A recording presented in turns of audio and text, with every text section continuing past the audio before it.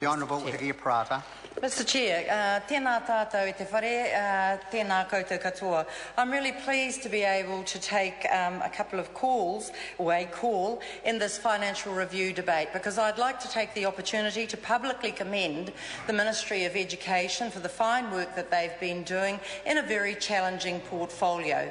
We've heard from speakers this afternoon. If we were to believe everything they said, we would be surrounded by an education system characterised by doom and gloom, when in fact out there across our schools of over 2,500, catering to 832,000 of our 5 to 17 and 18-year-olds, and over 5,000 early childhood centres of a diverse range of provision, they are doing exciting and fulfilling and constructive things.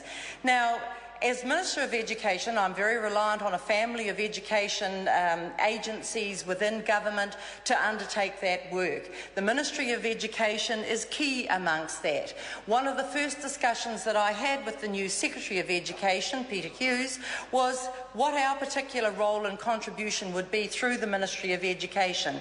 And a significant change is going on, Mr Chair.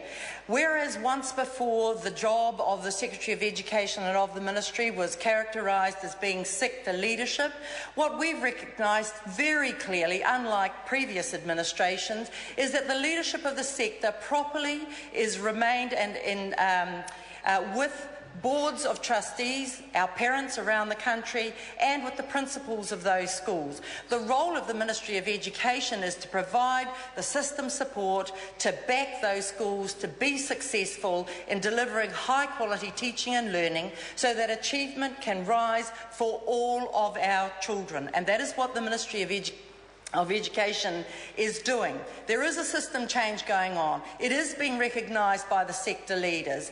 That system change includes changes such as ensuring that what we're asking of schools really does add value to their operational environment and isn't simply about compliance. They are appreciating that every fortnight now the Ministry of Education is communicating with them about the key issues and concerns that they need to be aware of. They are getting the support from our regional officers who are working with them on understanding what our investment in data means for more effective operating of their schools, but more properly on making sure that they are causing learning to happen and that they know that it is happening. And so I would like to commend the Secretary of Education, his leadership team and the Ministry as a whole, which is full of very committed people up and down our country whose job it is to back our 2,500 schools and over 5,000 early childhood providers to win. Why? Because we want to be responsive to parents. Parents are really concerned to ensure whatever community they come from, whatever level of socio-economic status they have, parents want their children to be successful, and they put a big deal of trust into the schools and ECEs to ensure that that can be the case. And these are professionals in schools whose jobs are to make sure that they are able to deliver their skills, their training, their expertise to make sure that learning and engagement is occurring with the young people in front of them, that they are able to give information to parents in ways that parents can therefore be empowered to support their own children's learning at home and in the community. And we have seen the importance and the necessity of ensuring that parents are being well supported, and that has led to the transfer of the authority and all of the funding from the Ministry of Education to the New Zealand School Trustees Association. That's resulted in Budget 2013 in an 84% increase for the NZ Star.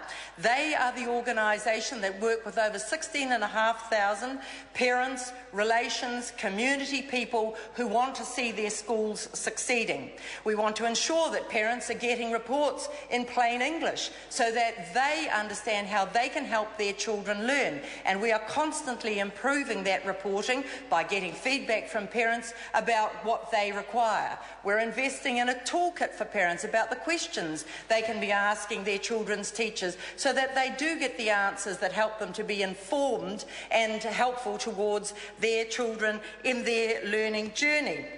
So, Mr Chair, the Ministry of Education has been entrusted with $9.7 billion of Mr Chair. The Honourable Hiki-Parata. $9.7 billion of taxpayers' money to bring about a lift in achievement, not for 3 out of 5 of our kids, not for 4 out of 5, but for every one of our children and young people. We know from the research that the critical in-school difference is made by the quality of teaching and the quality of leadership. That saw in January this year the Prime Minister in his State of the Nation prioritising education and investing $359 million in 4 new roles. Those new roles will give better career pathways for our profession. They will support the status and the profile of the profession so that we can keep, attract and grow the quality of teaching and leadership, because in school that's what makes a difference to achievement, and we want to back our profession to win. That's why this government will be introducing legislation very shortly to transform the New Zealand Teachers' Council into a 21st century professional body fit for the demands of the 21st century. That's why we've invested the $359 million that I've just talked about. That's why we are hosting education festivals in Auckland, Wellington and Christchurch, so that schools can showcase to each other and to the public all of the great things that they are doing within schools. That's why we've launched an Inspired by You website, so each and every one of us get the opportunity to thank those teachers that have made a difference in our lives. That's why New Zealand went to bat to host the International Summit on the Teaching Profession, and at the end of March in Parliament we'll be hosting nearly 20 Ministers of Education from around the world, because they want to come to New Zealand to see what the particular levers are within our system that is making a difference, but also how we can together confront the challenge that is a challenge to many education systems, which is how do we deliver both excellence and equity to all of our children and young people.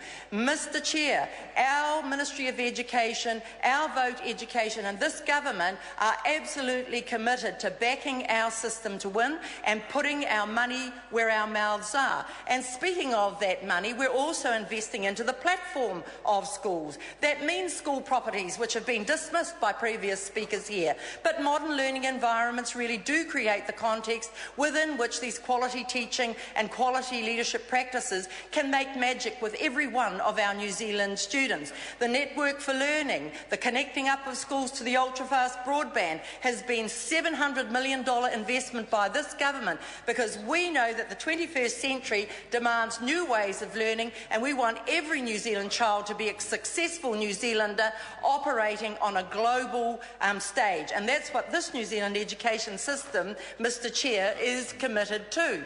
There was some scaremongering about privatising our education system. How 5 partnership schools out of 2,500 schools can somehow characterise a privatising agenda is beyond me, Chicken Licken. The sky has not fallen. What this government is prepared to do is trial other alternatives, invest in other options to make sure we do get the 5 out of 5 of our young people succeeding.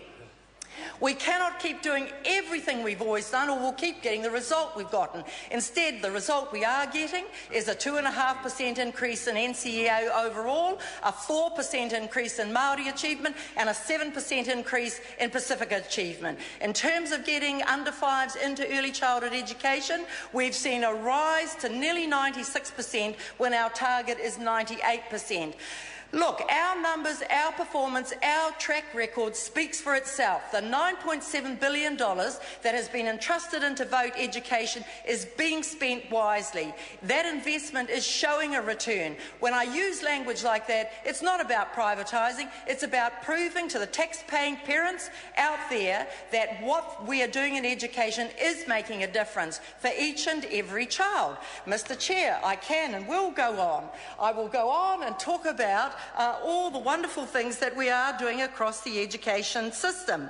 In terms of early childhood education, one of the key principles of the New Zealand education system is to provide choice to parents, whether it's play centre or kindergarten, whether it's parent-led or teacher-led, whether it's home-based or centre-based. Those choices are ones that we profoundly believe are the right of parents in New Zealand to make on behalf of what they think is the best learning opportunity for their children. That is equally true of our formal and compulsory education system. We have, Mr Chair, we have small rural schools, we have large metropolitan schools, we have faith-based, we have co-ed schools. All of these choices are available to our parents so that their children can have the education they deserve to create the best possible New Zealand we can have. Thank you, Mr Chair.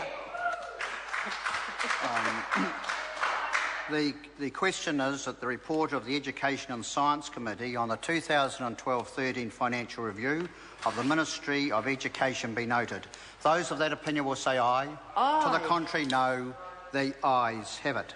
I understand the next financial review members wish to debate is a financial review of the Crown Law Office. The question is